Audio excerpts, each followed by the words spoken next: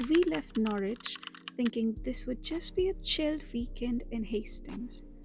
But the moment we stopped at a castle surrounded by water and then stood on those cliffs the next day, it felt like we travelled a lot further than we planned.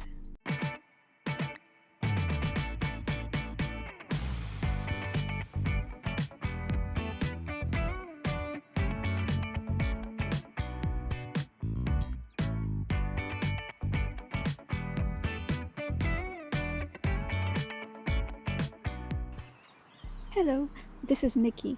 Hi, this is Sheen, and this is the second video on our YouTube channel. Right, so this trip started from Norwich. We were heading to Hastings where we'd booked a stay for the night. But since we had the whole day ahead of us, we decided to stop on the way, and that's how we ended up at Bodiam Castle near Robertsbridge in East Sussex.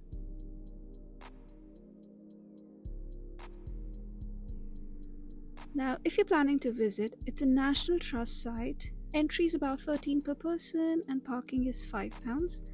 Now, to tell you a little bit about this place, it dates back to the 1300s.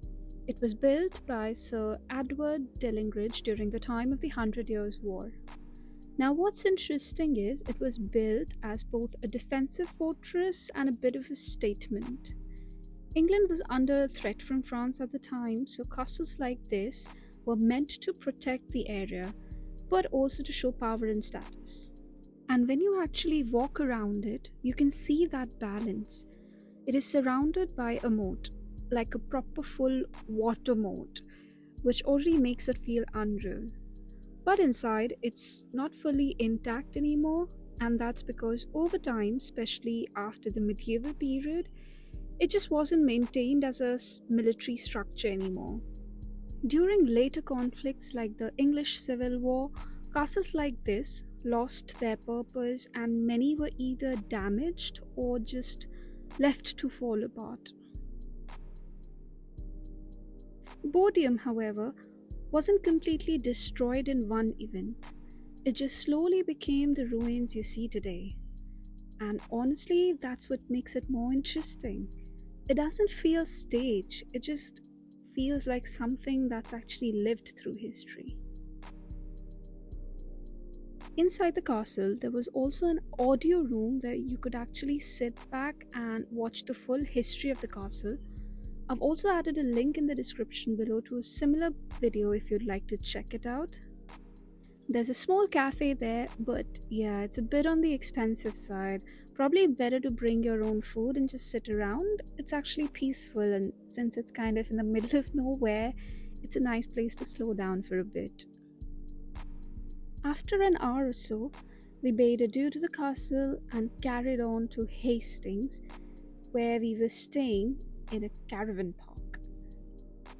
Now, I'll be honest, I didn't expect much, but it turned out to be really nice.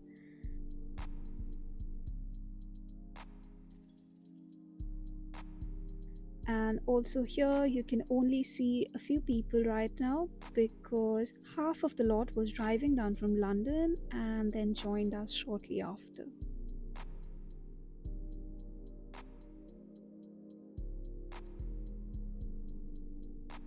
We had a barbecue in the evening, just sat around talking, nothing fancy, just one of those easy evenings.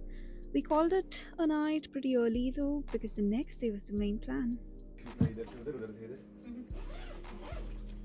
So the next morning, we headed out to the Seven Sisters, about 40-minute drive from Hastings, and here we're starting to see the sea.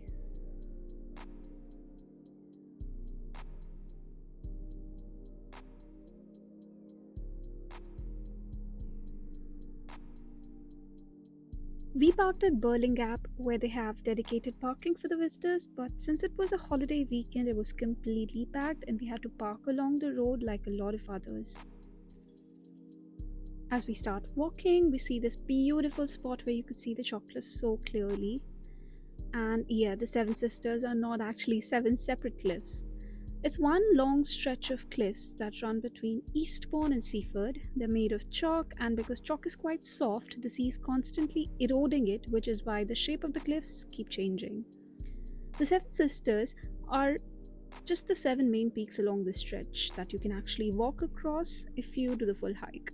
The full hike runs through the South Downs National Park from Seaford to Eastbourne and is roughly around 13 to 14 miles. Most people take around 4 to 5 hours to complete it, depending on the pace. Well, we thought we'd do the whole thing, but we ended up taking the shorter route, and along the way, you'll spot the Belt Out Lighthouse. It was built in the 1800s to guide ships along the coast. And what's interesting is, because the cliffs keep eroding, the lighthouse actually had to be moved further inland to stop it from falling into the sea.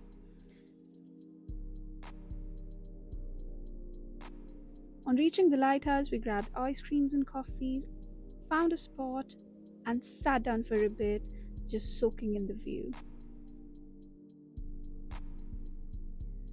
And then we conclude our hike heading back. So yeah, that was our trip. If you're planning to visit, I definitely recommend doing the full hike if you have the time, but either way, it's worth it.